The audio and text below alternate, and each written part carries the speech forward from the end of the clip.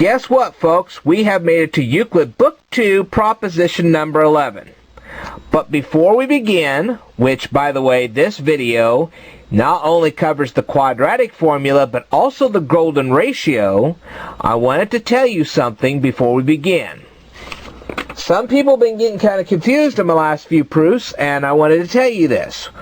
When Euclid says that there is to be a square on a certain line, what he's meaning is a physical square. See this square right here? On a physical line like this. This is line AB right here. The square on AB will be a physical square. AB will be the length of one of the square sides. B, whatever here, will be another length, so on and so forth. And all four, this length here, this length here, this length here, and this length here, will be exactly the same size. All four sides will be exactly the same length.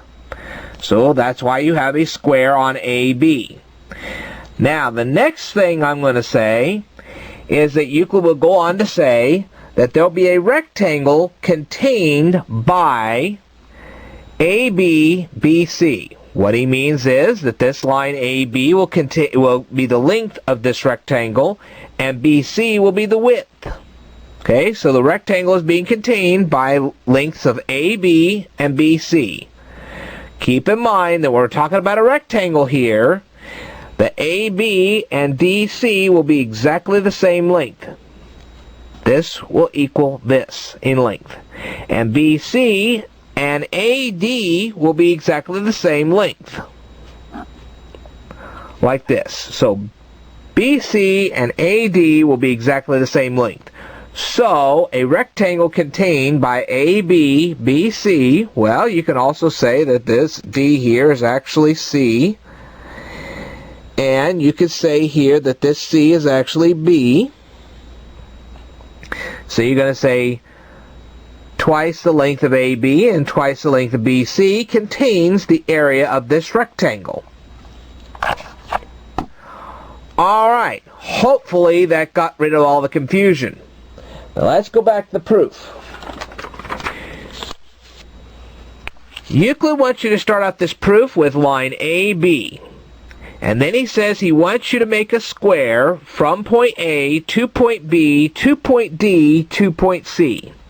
That means that the length of AB and the length of BD and the length of DC and the length of DA are all going to be the same length. Alright? Then Euclid says that by Euclid Book 1, proposition number 11, he wants you to bisect line AC at point E. And then he wants you to draw a line from point E to point B. Okay? And if you do, you will automatically see a right-angled triangle. And that triangle will start at point E, go to point A, and go over here to point B. And we know it's a right-angled triangle because this is a square, and every one of the angles of the square are right angles. All right. Thus begins the proof. Now, here's what Euclid wants you to do next. Get ready, folks. He wants you to continue line CA all the way to point F. Well, here's C, here's point A, and it's going to go here. Here's point C, goes to point A, goes all the way over to F. And then he says EF, the length of EF, has to be equal to BE. Well, here's the length of EF, right here, EF, and it is now equal to the length of BE, which is right here. Okay, this length here and this length here are going to be exactly the same size. But that's not enough for Euclid. No siree, Bob. He wants you to draw a square called FH, and it's to be described on line AF. Well, here is AF. And what he's wanting you to do is he wants you to draw a square, and it's going to be square AFGH. So the length of AF is equal to the length of FG, and the length of FG is equal to the length of GH, and the length of GH is equal to the length of HA. Whew. All right. But Euclid's still not done. No siree, Bob. And then he wants you to draw GH all the way to K.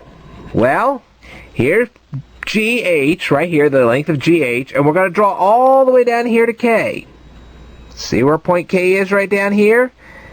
Starts at point G, goes to point H, comes down here to point K. Alright, now you have the figure he wanted you to draw. Now, the first thing Euclid says is that by Euclid Book 2, proposition number 6, that the rectangle contained by CFFA. Well, where is CF? Well, here is C, and here is F. Okay? Here is C, here is F. And FA. Well, where's FA? Well, here is F, and here is A. Okay? Now, the first thing you should have noticed is that because AF is equal in length to FG, then what you basically have here is a rectangle that starts at point C, okay, goes right down here to point C, goes over here to F, goes over here to G, and comes all the way back down here to K. So the rectangle contained by CFFA is going to be the rectangle CFGK. CFGK.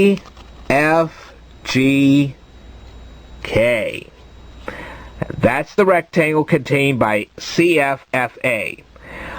Now, what about the square on AE? Because we're going to add the square of AE to that rectangle right there.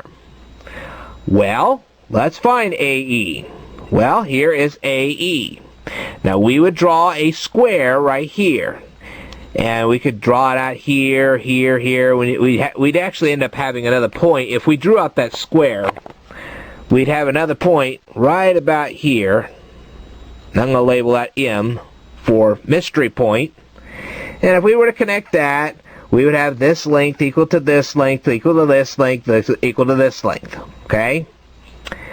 So, the rectangle contained by CFFA plus AE, the square of AE, equals the square on EB. Now, where is EB? Well, here's E, and let's see, B. Okay? So, we would draw a square out way out and through here, and EB would be one of the sides of the four-sided square.